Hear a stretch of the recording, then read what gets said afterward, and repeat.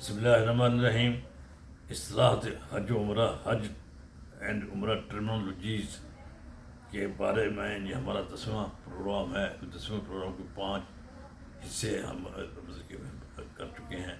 ابھی چھٹا حصہ ہے، 10ویں پروگرام کا چھٹا حصہ ہے.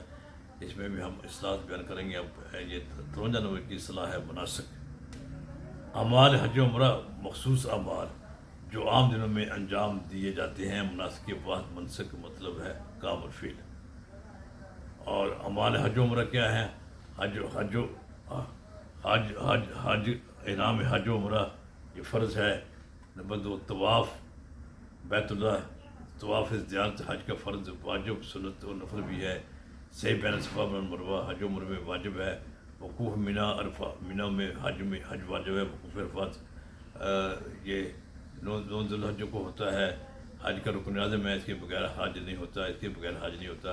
اب اس کے بعد وقوف مزدلفہ آدمی کا 9واں 10واں ذوالحج کی درمیانی رات مزدلفہ میں کھلے آسمان سے گزارتے ہیں. یہ بھی یعنی حج کا ایام وقوف کرتے ہیں. صبح کی سفیدی کی یعنی واضح ہونے تک یہ وہاں پر رہا جاتا ہے. اور یہ وقوف واجب ہے، بلا عذر نہیں چھوڑنا چاہیے. آدمی حج کا 10 ذوالحج کو فجر کی نماز ادا کرنے کے بعد سورج طلوع ہوتے ہی مینا پہنچ کر جمرہ عقبہ کو رمی کر کے قربانی دینا اور قربانی کر دینا. حالانکہ یا قصر کروا کے، حجامت کروا کے یا ٹینٹ کروا کے بعد منبوا کر احرام کی حالت سے باہر اور مسجد الحرام مکہ مکرمہ پہنچ کر طواف زیارت کرنا اور واپس مینا آنا. یہ آج کے دن کے ہم بہت مصروف، آج کے 10 ذوالحج بہت مصروفیت کا دن ہوتا ہے. وہ تھکان بہت زیادہ ہوتی ہے، حج مسلسل مصروف رہتے ہیں. 11 اور 12 ذوالحج کو مینا میں ٹھہرے رہنا اور انہی دنوں میں تینوں جمرات کے زوال آفتاب کے بعد رمی کرنا یعنی شیطان کو کنکریاں مارنا. اور 12 ذوالحج کو غروب آفتاب سے قبل کو مینا چھوڑ دینا. مکہ مکرمہ واپس آ جانا. آگے آپ حج عمرہ کو اپنے وطن لوٹنے کے سے اس سے پہلے بیت اللہ کا طواف کرنا. یہ بھی ہوتا ہے. آفاقی کے ٹرم استعمال ہوتی ہے. مکہ مقام میں ہل سے باہر رہنے والا آدمی حج عمرہ کو آفاقی کہتے ہیں. جو مکہ شہر سے باہر رہے اس کو. مکہ مکرمہ مقدمہ شہر ہے، اس کے گرد کا علاقہ بھی اس اعتبار سے خصوصی فضیلت کا حامل ہے. اس کی نشاندہی میقات سے کر دی گئی ہے. یہ 5 مقامات ان مقامات سے باہر رہائش پذیر افراد آفاقی کہلاتے ہیں. اگر یہ مکہ مکرمہ کا قصد کریں گے تو ان کو ہر حال میں احرام باندھنا کر آنا ہوگا. یا پھر اگر حج کے دن ہو، حج کے احرام باندھنا کو ان کی تخصیص اس اعتبار سے کی گئی ہے.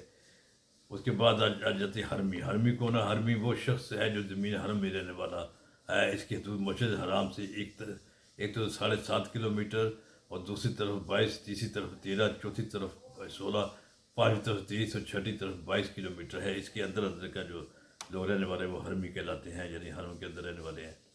خواہ مکہ مکرمہ کی شہری حدود میں رہتا ہو یا مکہ مکرمہ شہر سے باہر کی حدود میں رہتا ہو، جن کی نشاندہی کر دی گئی ہے. جو ان 5 مقامات پر جو ہم نے بیان کی ہے کلومیٹر کے اندر، اس کے اندر رہتا ہے وہ حرمی ہے. اس کی آگے غیر مسلموں کا داخلہ ممنوع ہے. اس کو حرمی کے بعد آ جاتا ہے میقات یا ہلی. وہ شخص جو مقام ہے میقات 5 کے اندر والے مقامات رہتے ہیں جو ہم پہلے بیان کر چکے ہیں. 5 میقات کے جو مقامات ہیں کیونکہ اپنی جگہ پر آئے گا. مکہ مکرمہ کا چاروں طرف اچھا خاصا وسیع رقبہ ہے جسے ہل کہتے ہیں. 57 نمبر یا 57 نمبر ٹھہرنے کی جگہ، موقف ٹھہرنے کی جگہ کو کہتے ہیں. شرعی طور پر اس سے مراد دوران عرفات یا مزدلفہ میں ٹھہرنا یا ٹھہرنے کی جگہ ہے. اور نمبر 58 معتمر عمرہ کرنے والا، اس کی جمع معتمرین ہے. جب کوئی آدمی حج عمرے کا احرام باندھ لیتا ہے تو اسلام میں اسے معتمر کہا جاتا ہے. نمبر 9 آگے 59 تحلل، حالت احرام کا ختم ہونا. تحلل کا مطلب یہ ہے کہ حالت احرام میں جو چیزیں حرام تھیں ان دوبارہ یہ ان پر یعنی جنہوں نے احرام باندھا تھا ان پر دوبارہ حلال ہونا. جیسے خوشبو لگانا، سلے کپڑے پہننا، بال ترشانا، شکار کرنا اور ہم بستری کرنا، یہ حلال ہو جاتا ہے، اس کو تحلل کہتے ہیں۔ اور 59 نمبر ہے تحلل اصغر، اسے پہلا تحلل بھی کہتے ہیں۔ احناف کے نزدیک یہ تحلل سر مڑوانے یا بال ترشوانے سے ہوتا ہے، خواہ یہ شیطانوں کو کنکریاں مارنے سے پہلے ہی کیوں نہ ہو۔ ضروری ہے کہ یہ فجر کے بعد ہو۔ امام ابو حنیفہ کے نزدیک ترتیب اتباع نہ کرنے سے کفارہ دم واجب ہوتا ہے، یعنی ترتیب سے کرنا چاہیے، جس کی اتباع نہ کرنے سے کفارہ دم واجب ہے۔ تحلل اکبر، یہ احرام کی جملہ پابندیاں ختم ہونے کے بعد ہی ہوتا ہے۔ یہ تحلل اثر کے بعد طواف افاظہ یعنی طواف زیارت کرنے سے حاصل ہوتا ہے، اس سے مباشرت سمیت تمام پابندیاں ختم ہو جاتی ہیں۔ یہ ہم نے کچھ اصطلاحات بیان کی، اب اس کے بعد یہ ہمارے اب ایک چھٹا پروگرام تھا، اللہ تعالیٰ ہمیں اس کو سمجھنے کی توفیق عطا فرمائے۔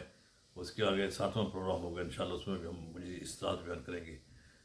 اجازت دیجیے، السلام علیکم ورحمۃ اللہ وبرکاتہ۔